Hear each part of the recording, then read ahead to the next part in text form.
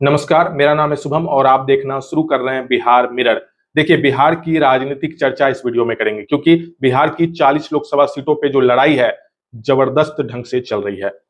चौथे फेज का मतदान भी आज हो गया, लेकिन बिहार के 40 सीटों पे जो लड़ाई है, उसको लेकर के एनडीए ने अपनी पूरी ताकत झोंक दी है। पीएम मोदी का रोड शो से लेकर के अमित शाह का आना, योगी आदित्यनाथ का आना, असम के मुख्यमंत्री हेमंत बिस्वा का आना, तमाम तरह की जो सियासी ताकत होती है उसको एनडीए ने झोंक दिया है। तो दूसरी तरफ इंडिया अलायंस से तेजस्वी यादव मैदान में खड़े हैं।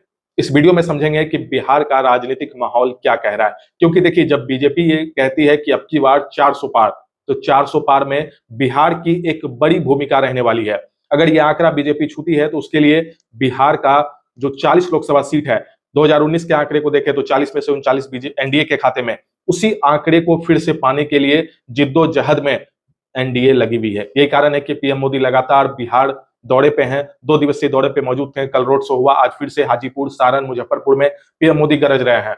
देखिए, पूरी कहानी को समझेंगे, पूरी चर्चा को समझेंगे।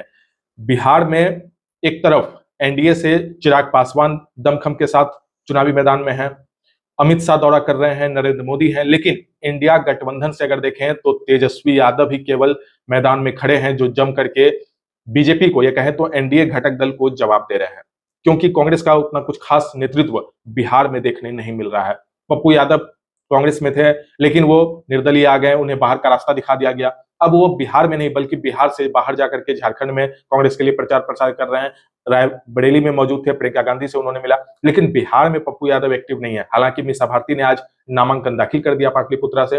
और पप्पू यादव से जब मैंने इंटरव्यू लिया था, तब पप्पू यादव ने कहा था कि वो मीसा भारती के चुनावी प्रचार प्रसार को करेंगे, मीसा के लिए वो जो है समर्थन मांगेंगे। हालांकि अब देखना होगा कि पप्पू यादव बिहार लौटते हैं तो वो मीसा के समर्थन के लिए पाटलिपुत्र जाते हैं या नहीं। लेकिन अगर अभी की परिस्थिति के हिसाब से देखें तो बिहार का जो राजनीतिक माहौल है, जो राजनीतिक चर्चा है, वो काफी ज्यादा सुर्खियों में। कल देखिए, कल पीएम मोदी का रैली हुआ पटना में।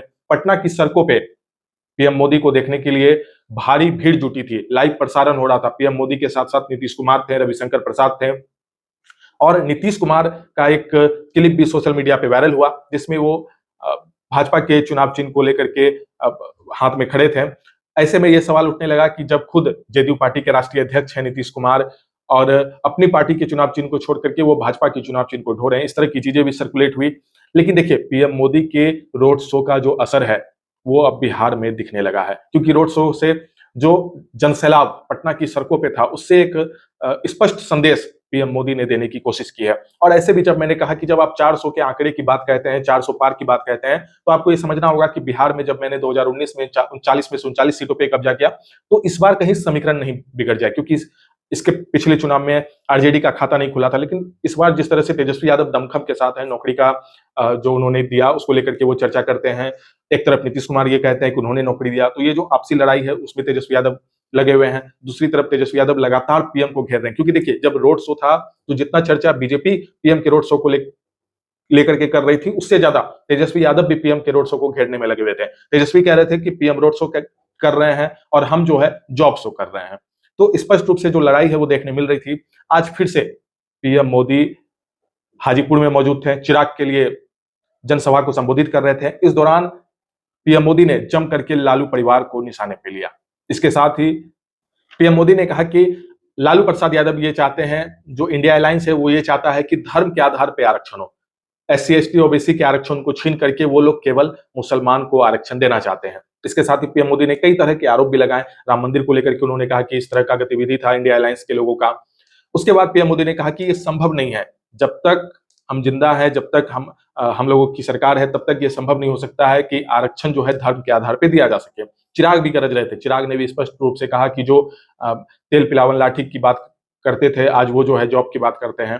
तो आज जो है पीएम मोदी की 3 रैली का असर जो है 10 लोकसभा चुनाव पे भी पड़ेगा, क्योंकि देखिए, अब 5वें चरण का चुनाव होना है। 20 मई को मतदान होना है। सीतामढ़ी, मधुबनी, मुजफ्फरपुर, हाजीपुर और सारण, आज 3 जगह पीएम मोदी मौजूद थे। हाजीपुर में, सारण में और मुजफ्फरपुर में। हाजीपुर से चिराग पासवान है मैदान में, सारण से राजीव प्रताप रूडी हैं, और मुजफ्फरपुर से राजभूषण निषाद है।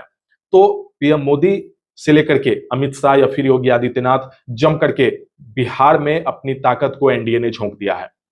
और लगातार नीतीश कुमार भी यह विश्वास दिला रहे हैं कि अब वो इधर सुधर नहीं होने वाले हैं।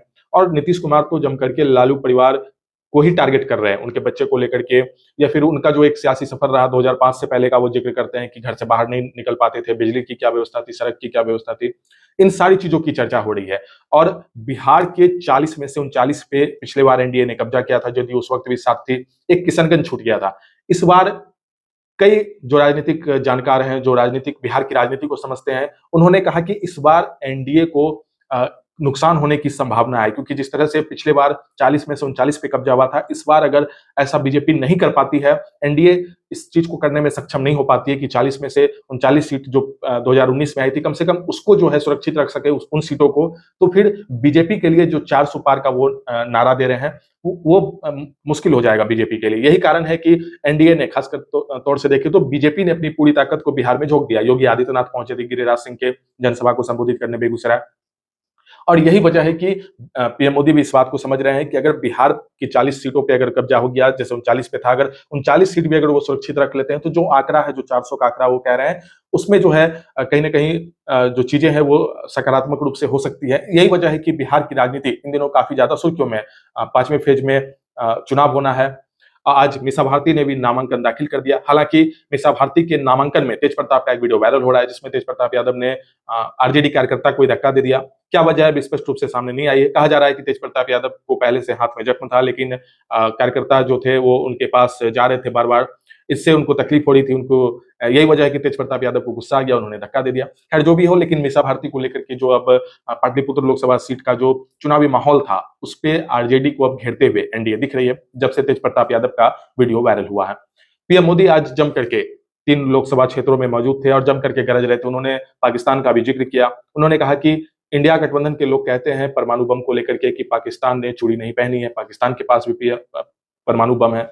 इस पे पीएम मोदी ने कहा कि अगर चूड़ी नहीं पहनी है तो चूड़ी पहना देंगे।